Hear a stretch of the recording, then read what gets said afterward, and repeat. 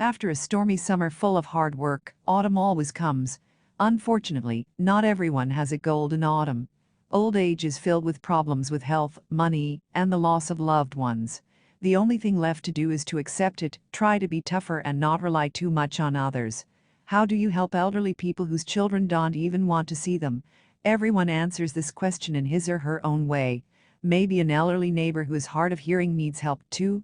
Or is the grandmother who got into an altercation on public transportation not really a brawler, but just lonely? It's not also obvious at first glance. It was snowing. Winter was making it clear that it had now taken full effect. A not yet very strong wind was lifting large snowflakes to the very crowns of the trees. The next moment they were swirling practically beneath my feet. At this time the village was turning into almost a fairy tale place. Beautiful. This is how it is usually described in books or shown in movies. But Jacob had no positive emotions. He knew that during the cold season the days were getting very short, which meant that more firewood, provisions and water had to be stocked, and on all these counts the situation was almost deplorable. There was only firewood for a couple of days, and food, though there was some, but you could not go far on just potatoes, porridge and beets. Thank God, at least the well was still warm. Usually the son helped the old man and came to the village with supplies.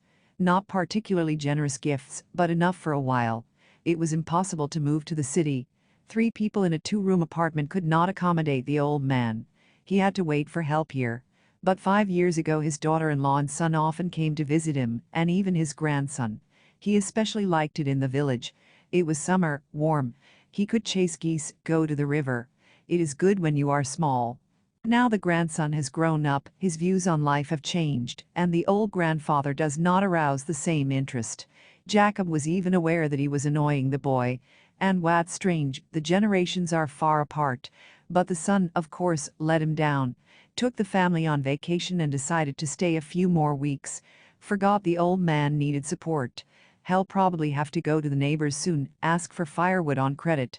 Even though they're worth their weight in gold these days. And then it'll be time for food. Winter is always difficult. Left alone with his thoughts, grandfather did not notice how his sight stopped at the rustling bushes nearby. No dogs or wild animals had ever been on his property. Strange and curious. His feet, apparently out of boredom, took him outside to see what it was all about. As he approached the place, he saw a small frightened animal that was looking at Jacob with eyes full of fear and confusion. Wow, it's a kitten. Look how fluffy it is. But where did it come from? All the neighbors around here only keep yard dogs. They bark loudly, but it's not clear what they're guarding. Do rich people live in the village? It was decided to take the kitten home. He is small, he will freeze to death. But it is obvious that he has owners. Obviously with the breed, look how fat he is.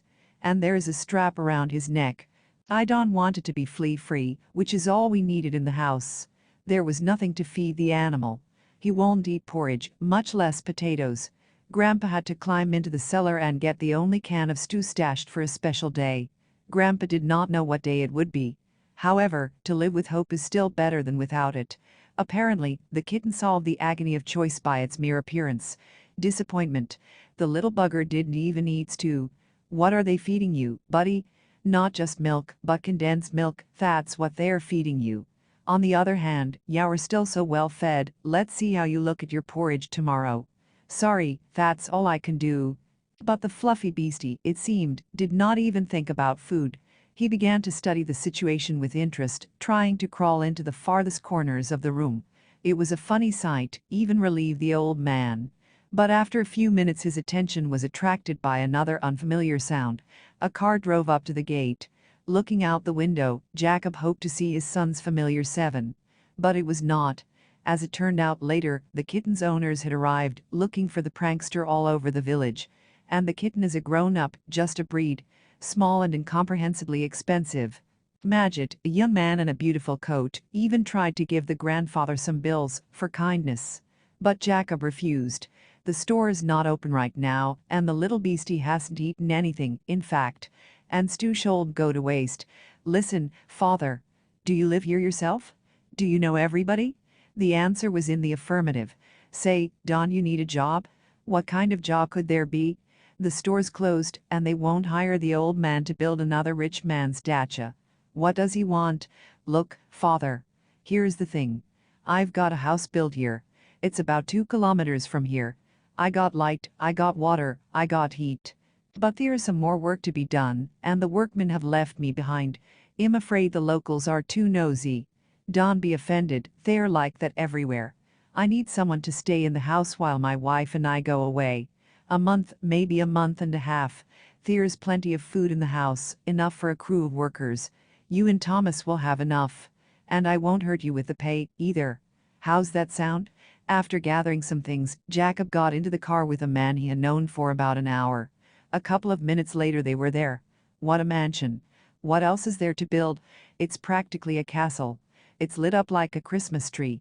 It's a miracle. There was really enough food and water in the house. Gas stove, huge kitchen. Beautiful furniture. The cat finally ate at his pleasure. Jar food. What do they put in there if it tastes better than stew? Anyway, Jacob, here's your advance. In a week my driver is coming to see what's going on. If you need anything, tell him or call this number. We have 5 TVs you can watch in any room. Try not to damage the furniture, it's expensive.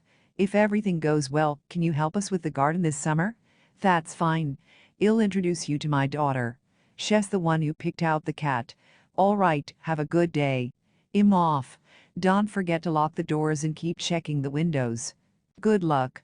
And just like that, Jacob's life changed because of some strange cat. Of course, it wasn't all rosy. My son arrived a week later than promised. Modern technology was reluctant for the old man, and he had to call the nervous driver. But in time, it all worked out. Later, as Majid had promised, the old man was hired as a gardener and got along well with the boss daughter. In a way, he found a new family. No annoyances at his expense, without the unbearable pauses when she said something out of place on contemporary topics. His own grandson often let his grandfather know in this way how old he was. All this was gone. Only quiet old age and occasional help around the house. That's all he needed.